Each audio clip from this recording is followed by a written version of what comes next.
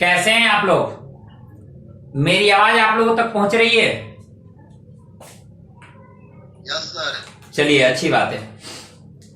आप लोगों को जो पिछला क्लास था, जो पिछले क्लास में हम पढ़ाए थे, ज्योग्राफी में पृथ्वी के आंतरिक संरचना को हम लोग देख रहे हैं। और जो पृथ्वी के आंतरिक संरचना है, इसके प्रत्येक भागों को हम लोगों ने देखा था। हमने पृथ्वी का एक अनुप्रस्थ काट लिया था। यह पृथ्वी का एक अनुप्रस्थ काट है, इसको हम लोगों ने लिया था। इसको एक बार हम रिपीट करते हैं और उसके बाद हम आगे जहां से लिखवाना है वहां से लिखवाते जाएंगे। ध्यान से चीजों को सुनते जाइएगा, चीजों को सही ढंग से समझिएगा, तभी आपको बेहतर फायदा मिल पाएगा। ध्यान सुनिएगा। यह पृथ्वी का एक अनुप्रस्थ काट है, यहां से शुरू हो रहा है। यह पृथ्वी का सबसे ऊपरी हिस्सा है जिसपे हम लोग रह रहे हैं। आपको पता है पृथ्वी गोल है, लगभग एक पृथ्वाकार संरचना है, और ये यहां से शुरू हो रहा है। अब देखिए एक बात और, कि यहां से लेकर लगभग 30 किलोमीटर तक ये भूपर्पट्टी का जो ऊपरी हिस्सा है, जिसे भूपर्पट्टी बोलते हैं, इसे क्रस्ट भी कहते हैं। इसे क्रस्ट भी कहा जाता है। अब देखिए, अब ये जो क्रस्ट है ना, ये जो क्रस्ट है, ये देखिए किस स्थिति में है। क्रस्ट आपको ये पूरा हिस्सा हो गया, लेकिन क्रस्ट का वो हिस्सा जहां से महाद्वीपीय जो प्लेट है, महाद्वीपीय प्लेट, यानी इसके क्रस्ट में दो चीजें हैं, स्थल मंडल है और जल मंडल है। तो जो जल मंडल वाला यानी जो महासागर वाला क्षेत्र है, वो अपेक्षाकृत महाद्वीपों के छोटा है। महाद्वीपों के अपेक्षाकृत क्या है? छोटा है।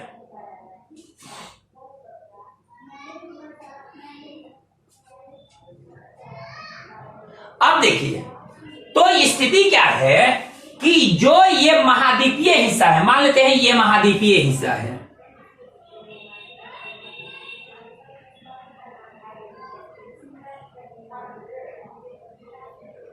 ये महाद्वीपीय हिस्सा है, तो ये महासागरीय हिस्सा हो जाएगा। तो ये जो प्लेट होगा ना महासागरों का, वो अपेक्षाकृत क्या होगा? उसकी मोटाई कम होगी। यानी महासागरों की मोटाई, महासागरीय प्लेट की मोटाई अपेक्षाकृत कम होगी। किसके? महाद्वीपीय प्लेट की। महाद्वीपीय प्लेट की अपेक्षाकृत महासागरीय प्लेट की मोटाई क्या होगी? कम होगी। इस बात को ध्यान रखिएगा। महाद्वीपीय प्लेट की अपेक्षाकृत महासागरीय प्लेट की मोटाई अपेक्षाकृत क्या होगी? कम होगी। इसको आप ध्यान में रखिएगा। अब एक बात सोचिए कि अगर मान लेते हैं कि इसकी मोटाई अधिक है, इसकी मोटाई कम है, यानी महासागरीय प्लेट की मोटाई कम है, तो ऐसे में महासागरीय प्लेट जहां से शुरू होता है, वहां पर एक ऐसा क्षेत्र पाया जाता है जहां पर कुछ ना कुछ बदलाव होते हैं। यानी चाहे वो अगर हम कहें तो खास करके घनत्व में अंतर पाया जाता है, घनत्व की स्थिति बदल जाती है। अब ध्यान रखिए, अब घनत्व की जो स्थिति बदल गई, घनत्व की जो स्थिति बदली, वो क्यों बदली? क्योंकि ये वाला जो हिस्सा है ना, ये जलीय हिस्से से जल के दबाव में है, इसका घनत्व बढ़ता है और इसके समरूप प्लेट के घनत्व बढ़ जाते हैं। अब देखिए,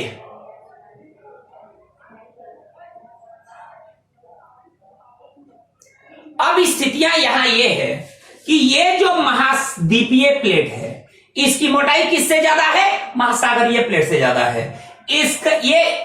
इस लेवल पर जाकर इसका घनत्व बढ़ जाता है। इसीलिए इसको क्रस्ट को दो पार्ट में बांट देते हैं। क्रस्ट को दो पार्ट में बांट देते हैं, ऊपरी क्रस्ट और निचला क्रस्ट। ऊपरी क्रस्ट और निचले क्रस्ट को एक यहां पर एक लाइन जो है विभाजित करती है, जिसको कहते हैं कॉनरॉड।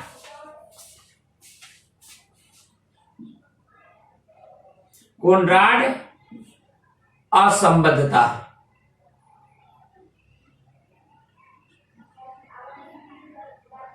बद्धता, इसको कहा जाता है कोनराड असंबद्धता, यानी इसको कोनराड डिस्कंटिन्यूटी इसको जोन कहा जाता है। और यहीं से क्योंकि यहां के बाद इसका घनत्व में अंतर आ जाता है। अब देखिए जैसे जैसे नीचे आते हैं तो ये वाला जो क्षेत्र होता है, यानी जब हम पहुंचते हैं कहां, ऊपरी मेंटल, यानी ये ऊपरी मेंटल है और ये निचला क्रस्ट है, ये आपका निचला क्रस्ट है, ये आपका ऊपरी मेंटल है। ऊपरी मेंटल लगभग 30 से 700 किलोमीटर तक है और 700 से ये 3500 किलोमीटर तक, यानी यहां से लेकर के और यहां तक क्या है, मेंटल है। ये मेंटल है, यानी 30 से लेकर के 2900 किलोमीटर तक मेंटल है। मेंटल एक बहुत बड़ा क्षेत्र है, ये बहुत बड़ा एरिया है। अगर हम कहें तो कुल पृथ्वी के जो 3 परतें हैं ना, इसका लगभग 83% आयतन, 83% आयतन ये लिए हुए है कौन, मेंटल, यानी 83% आयतन लिए हुए है। और अगर कहें तो ये लगभग 67% हिस्सा पृथ्वी का है। कितना परसेंट, 67 या 68% हिस्सा है कौन, मेंटल। मेंटल कुल पृथ्वी के आयतन का 83% और कुल पृथ्वी का 67% हिस्से पर कौन है, ध्यान रखिएगा, मेंटल है। इसलिए इसको दिमाग में बैठा लीजिए। अब एक बात और, यहां पर एक चीजें हैं, जब आप 100 किलोमीटर तक गहराई में आइएगा, 30 से लेकर 100 किलोमीटर तक की गहराई में आइए, जब 30 से 100 किलोमीटर तक गहराई में आइएगा तो इस यहां से जो मेंटल और कोर क्रस्ट को जो विभाजित कर रहा है ना, इसको मोह असंबद्धता कहा जाता है। क्या कहा जाता है, मोह असंबद्धता। इसको मोहरोविसिक जो एक साइंटिस्ट थे उनके द्वारा ये बताया गया था और इसको मोह असंबद्धता कहा जाता है। मोह डिसकंटिन्यूटी जोन,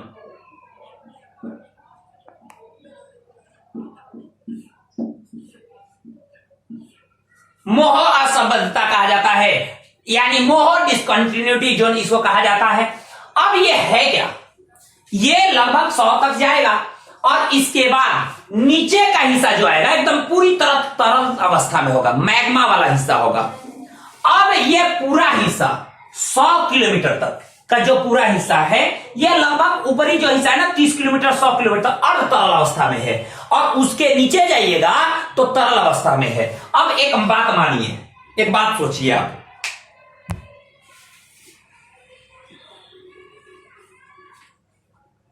मान लेते हैं ऐसे, हम मान लेते हैं पृथ्वी को ऐसे लेते हैं, ठीक है, ऐसे तो है नहीं, ऐसे ले लेते हैं। ये आपका क्या हुआ, आपको पता है, ये आपका क्या हुआ, क्रस्ट हुआ, ये आपका क्रस्ट है। ये आपका क्या है, मेंटल है, मेंटल है, ये आपका मेंटल है। आप देखिए ये क्रस्ट है, ये मेंटल है।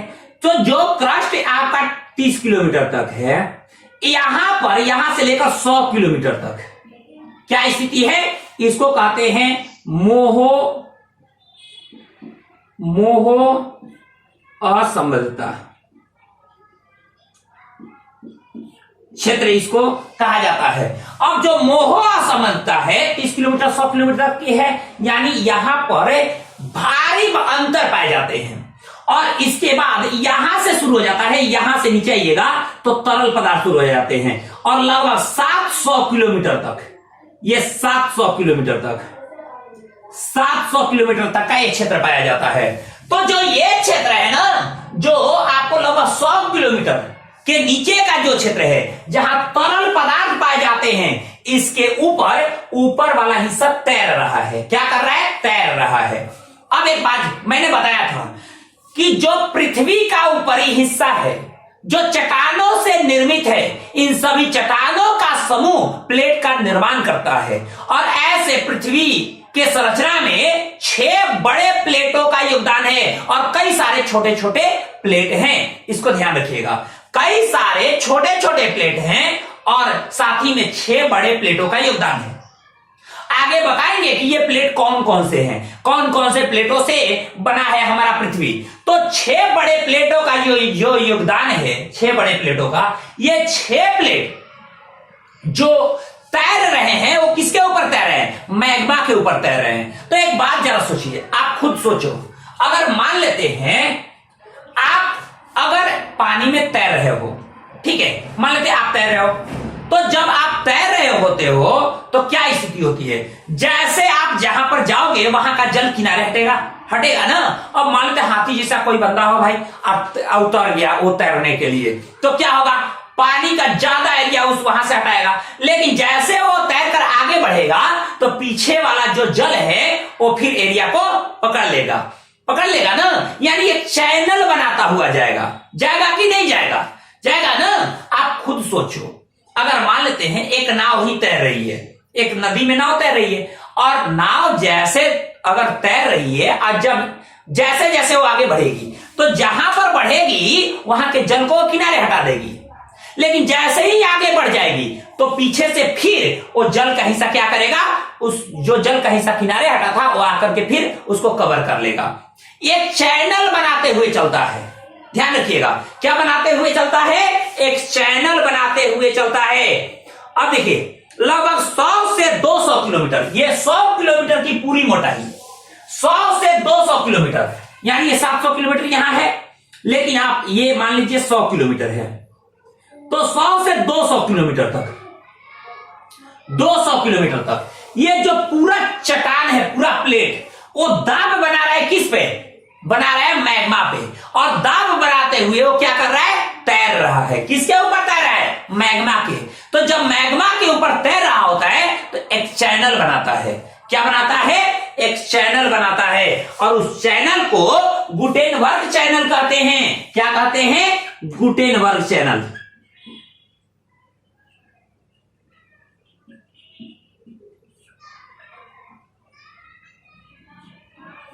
अब आपसे कोई पूछे गुटेनबर्ग चैनल लगभग 100 से 200 किलोमीटर की गहराई में पाया जाता है। अब ये चैनल है क्या भाई? तो मैंने क्या बताया कि आपको मान लेते आप भारी भरकम कोई बंदा है, आप उतर गया वो जल में तैरने के लिए, तो तैरेगा तो ज्यादा एरिया कवर करेगा ना। वो ऐसे ही भारी भरकम है तो ज्यादा एरिया कवर करेगा। जब ज्यादा एरिया कवर करेगा तो स्थिति क्या होगी कि वहां से जल को किनारे वो धक्का दे देगा। लेकिन जैसे वो आगे बढ़ गया तो क्या स्थिति होगी? जैसे वो आगे बढ़ेगा वैसे ही पीछे से जल फिर कवर कर लेगा, फिर एरिया को कवर कर लेगा। तो एक चैनल बनाते हुए जाएगा, और इसी चैनल, ऐसा ही चैनल तैयार करता है कौन? हमारे इस 100 से 200 किलोमीटर की गहराई पर ऊपरी जो हिस्सा है, पृथ्वी का जो ऊपरी हिस्सा है, जो प्लेट है, जब तैर रहा होता है तो ऐसे ही चैनल का निर्माण करता है, और इसी चैनल को हम गुटेनबर्ग चैनल कहते हैं। क्या कहते हैं? Gutenberg channel. अब आप सोचिए कि मान लेते ये तरल पदार्थ है और इस पर ये प्लेट तैर रहा है, तैर रहा है। जब तैर रहा होता है तो फ्रिक्शन उत्पन्न होता होगा, घर्षण वहां जरूर उत्पन्न होगा, क्योंकि जब सीधा सा बात है, यह घर्षण तब नहीं उत्पन्न होगा जब इस प्लेट के साथ यह तरल पदार्थ भी उसी गति से तैर रहा हो।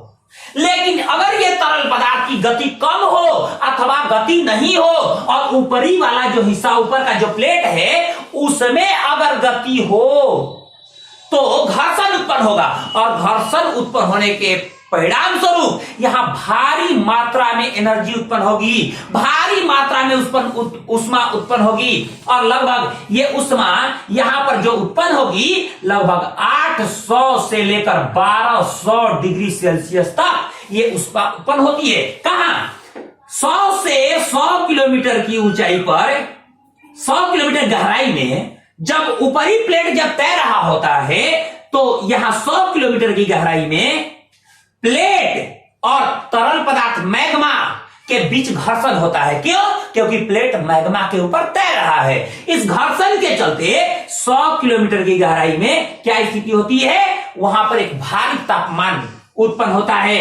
वो तापमान कितना डिग्री? लगभग 800 डिग्री से 1200 डिग्री सेल्सियस तक यह तापमान उत्पन्न होता है। अब आप सोचो, ये बहुत काफी मात्रा है ना, अब ये ताप की बहुत, तो आप सोच रहे होंगे भाई ये ताप करता क्या है, क्या करेगा, ये ताप क्या करेगा। अब यहां काफी तापमान है। अच्छा, अब ये ताप 800 किलोमीटर से 1200 किलोमीटर, आपको ये सोचिए कि 1200 किलोमीटर जो ताप होगा वो नीचे के हिस्से में होगा और ऊपर के हिस्से में 800 किलोमीटर तक जाएगा। अब मान लेते हैं कि ये लगभग 100 किलोमीटर के आसपास कितना है, 800, और नीचे जैसे जैसे आते हैं वो 1200 तक पहुंच गया। 200 और 100 के बीच में क्या है, 800 से 1200 टेम्परेचर है। तापमान का प्रवाह ऊपर की ओर होगा या नीचे की ओर, आप खुद सोचो। मान लेते इतना बड़ा तापमान है, इस तापमान का प्रवाह ऊपर की ओर होगा कि नीचे की ओर। तो हमेशा ध्यान रखना, अगर ऐसी स्थिति आए तो तापमान का यहां जो प्रवाह होगा ये जहां निम्न तापमान है उस ओर होगा। इधर तो ज्यादा तापमान है, नहीं नीचे में ज्यादा तापमान है, टेम्परेचर बढ़ रहा है ना, तो नीचे में वो उसका प्रवाह नहीं होगा, ऊपर की ओर प्रवाहित होगा। तो अब देखिए क्या हुआ, ये तापमान मान लेते हैं हम, क्या ये क्या है आपका, यहां से क्या शुरू हो रहा है, यहां तक क्रस्ट है और क्रस्ट के नीचे मेंटल है, ये आपका 100 किलोमीटर है, ये 100 किलोमीटर है और यहां पर तापमान उत्पन्न हो रहा है। तो ये तापमान ऊपर की ओर बढ़ेगा, ऊपर की ओर बढ़ेगा, और बढ़ने के बाद इस क्षेत्र में यहां पर क्या किया, क्रस्ट वाले हिस्से में क्या किया, ये तापमान कहीं जल है, कहीं कुछ खाली जगह है, तो वहां जाकर के ये कवर करेगा और उस जल को क्या करेगा, जल के पास ये तापमान जब जाएगा तो उस जल को क्या करेगा, भाप बना देगा। क्या बनाएगा, भाप बना देगा। अब ये जब भाप बन जाएगा तो ये बहुत बड़ी ऊर्जा के रूप में इसका काम आ सकता है, ये बहुत बड़ी ऊर्जा के रूप में इसका उपयोग हो सकता है।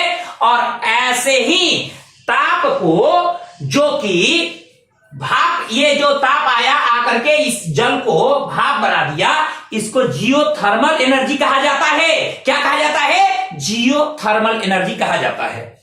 एक बात, ये बात ध्यान रखिएगा, जियोथर्मल एनर्जी क्या है भाई, भूतापीय ऊर्जा।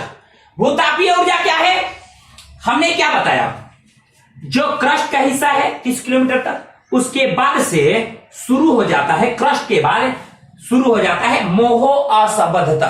ये कितना किलोमीटर तक जाता है, 100 किलोमीटर तक, 100 से 200 किलोमीटर की गहराई में।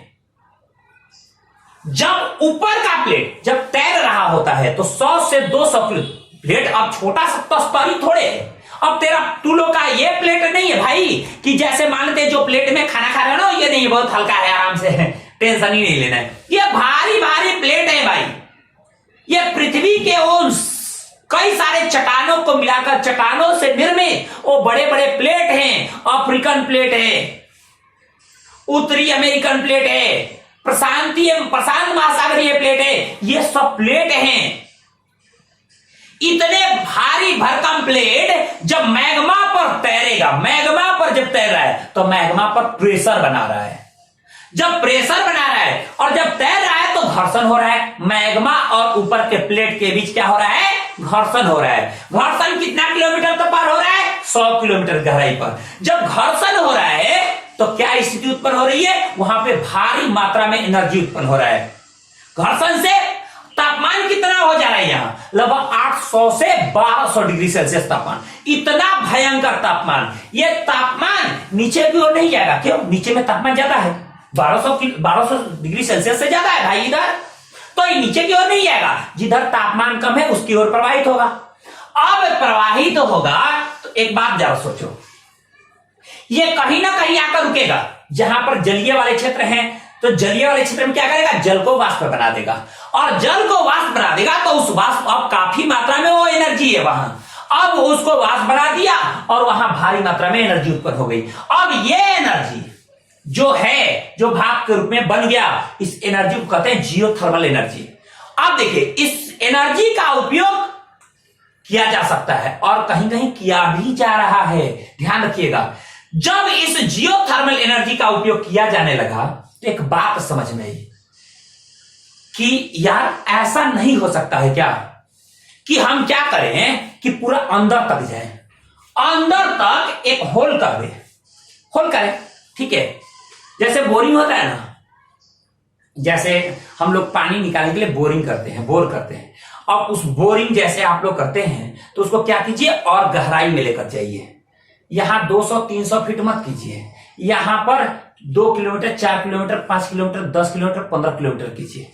जैसे जहां पर अगर ताप अधिक हुआ तो वहां पे क्या कीजिए कि आप वहां पर सीरिंज से पानी, अब सीरिंज का छोटा सीरिंज से इंजेक्ट, ये जो आपको सुई जो दिया जाता है इंजेक्शन वाला, उस सीरीज से नहीं, मतलब आप ऐसे सिस्टम जो सीरीज टाइप से हो उससे आप पानी छोड़िए।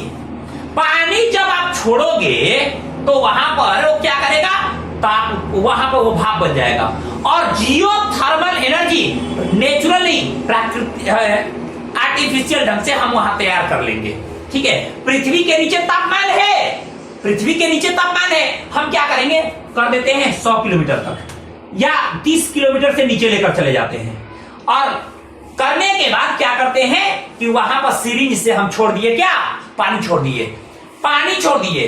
कितना सोच रहा है, छोटका सीरिंज से कितना पानी छोड़ेंगे, छोटका सीरिंज नहीं, वो ऐसे सीरिंज टाइप से मशीन से, यंत्र द्वारा उसको पानी को छोड़ा जाएगा, भारी भरकम पानी को छोड़ा जाएगा।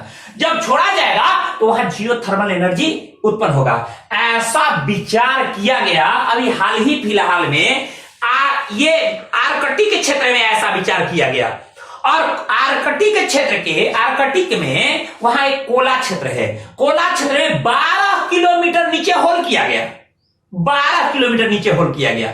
आज जब 12 किलोमीटर नीचे होल किया गया तो होल करने के बाद अब क्या सोचा गया कि यहां पर पानी छोड़ा जाएगा, क्या किया जाएगा, पानी छोड़ा जाएगा। अब उसको जियोथर्मल एनर्जी में चेंज किया जाएगा और उसी जियोथर्मल एनर्जी से उस ऊर्जा का उपयोग हम पृथ्वी पर करेंगे, यह विचार किया गया। वैज्ञानिक सोच में लगे सोचने कि भाई अगर मान लेते हैं ठीक है हम तो ऊर्जा उत्पन्न कर लेंगे, लेकिन यह दिमाग में आई कि क्या इसके नकारात्मक हम अपने प्रकृति के साथ छेड़छाड़ करने जा रहे हैं, क्या इसका नकारात्मक भी असर हो सकता है क्या। अभी देख रहे हैं ना क्या चल रहा है, कोरोना वायरस का दौर चल रहा है। हम लोग प्रकृति के साथ छेड़छाड़ किए और प्रकृति ने हमको मजाक बना दिया, और ऐसा बना दिया कि देखिए आप वहां हैं, हम यहां हैं, चल रहा है कैसे जिंदगी। यहां कभी कभी आप लोग को बहुत देखने का मन करता है। एक लड़का बेचारा मैसेज किया, सर कहिया से क्लास शुरू होगा। हम बोले यार लॉकडाउन बिना खुलवाए कैसे शुरू करेगा तू लोग ऑफलाइन क्लास। तो बहुत सारे बच्चे अलग अलग ये प्रतिक्रिया दे रहे हैं, सर ऑनलाइन पढ़ पढ़ के एकदम बोर हो रहे हैं। अरे बोर क्या होना है यार, मजे से पढ़ो एकदम टेंशन फ्री होकर। और एक बात बता रहे हैं, ये हम लोग का ही देना है, प्रकृति के साथ हम लोगों ने खिलवाड़ किया और प्रकृति हम लोग के साथ खिलवाड़ कर रही है। यानी जैसी करनी वैसे ही भरनी कहा जाता है ना, यानी जैसा कीजिएगा वैसा ही मिलेगा। तो यही स्थिति आई कि क्या आई, प्रकृति के साथ छेड़छाड़ किए तो भुगत रहे हैं। अब वैज्ञानिक यहां भी सोचने लगे, वैज्ञानिक यहां सोचे कि अगर मानते सिरिंज से पानी डाल भी दिए, डालेंगे, मान लेते हैं जियोथर्मल एनर्जी हम उत्पन्न कर भी लिए, उसका उपयोग भी कर लिए, तो उससे क्या नकारात्मक असर पड़ सकता है। हम प्रकृति के साथ अगर छेड़छाड़ कर रहे हैं तो प्रकृति के साथ छेड़छाड़ करने से क्या प्रकृति हमें माफ कर देगी। विचार किया जाने लगा। जब विचार किया गया तो यह सोचा गया कि मान लेते हैं, ध्यान से सुनिएगा, मजेदार ये चीज है यहां पे, और आप ध्यान से समझिएगा यहां पर क्या नुकसान हो सकता है। हम थोड़ा सा इसको मिटा रहे हैं, मिटा करके इसको फिर से साफ करके बना रहे हैं। ये है आपका प्लेट, ये है आपका मैग्मा, ठीक है। मैंने यहां होल कर दिया, यहां तक होल किया, ठीक है। ये ऐसे था, यहां तक हमने होल कर दिया। अब देखिए जब यहां तक हमने होल किया तो हुआ ये, यहां तक होल कर दिया यानी एक छिद्र बनाया।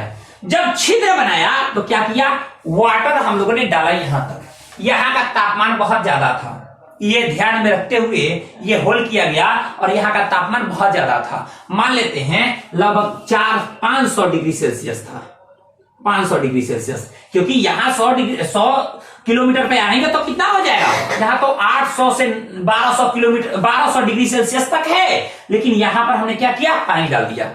जब पानी हम लोग डाले तो क्या हुआ, यहाँ की जो चट्टानें थी ना बहुत गर्म थी, यही सोच करके तो डाला गया था कि यहाँ की चट्टानें क्या है, बहुत गर्म है। और जैसा ही डालेंगे वैसे ही क्या होगा, वो भाप बन जाएगा और वहां पर जियोथर्मल एनर्जी को हम उपयोग कर लेंगे, ये विचार करके ही डाला गया था। डाला तो गया। अब यहाँ के जो चट्टानें थी, जो भी चट्टानें थी, वो कैसी चट्टानें थी, बहुत गर्म थी।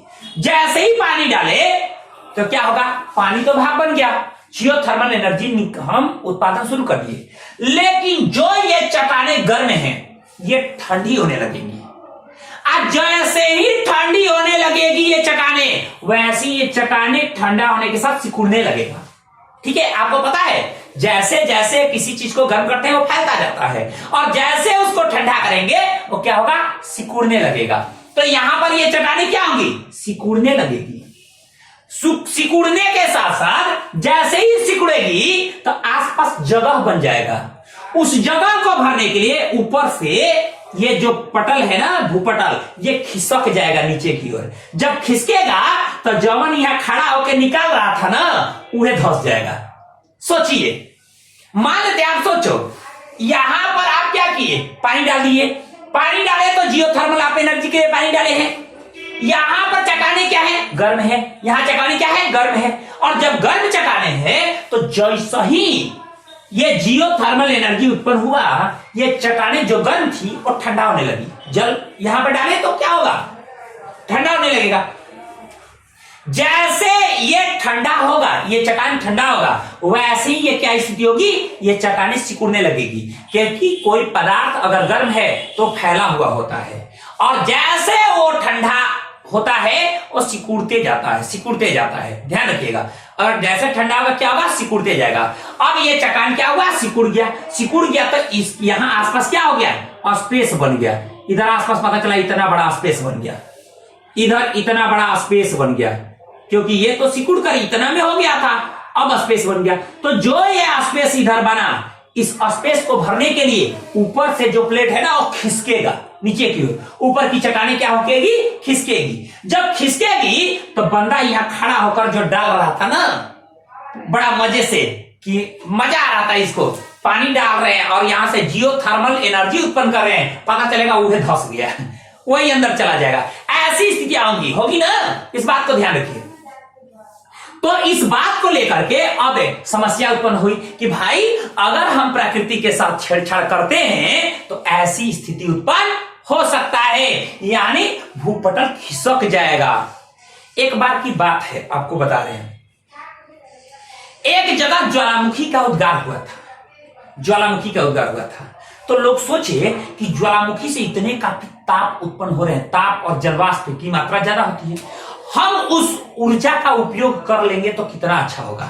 ज्वालामुखी एक जगह फटा और लोग पहुंच गए, वैज्ञानिक कहां पहुंच गए, जहां ज्वालामुखी फटा था वहां। उन लोगों ने इस बात को ध्यान नहीं दिया था कि अगर मान लेते ज्वालामुखी फट रहा है तो नीचे से लावा, जब नीचे से मैग्मा जब निकल रहा है तो आसपास के मैग्मा कम हो रहे हैं, लेवल घट रहा है। जब लेवल घटेगा तो आसपास का जो चट्टानें हैं वो खिसकेंगी।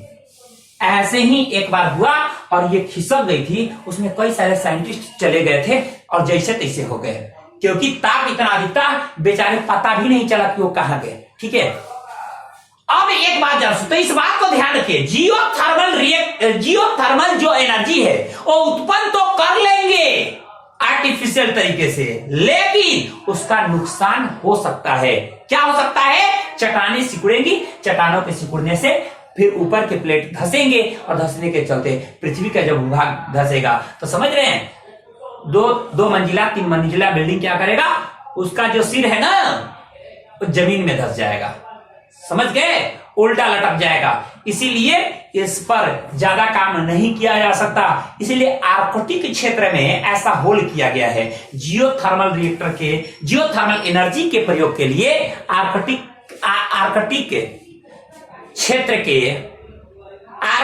के कोला क्षेत्र में ऐसा होल किया गया है। चलिए आगे देखते हैं, 1 मिनट रुकिए।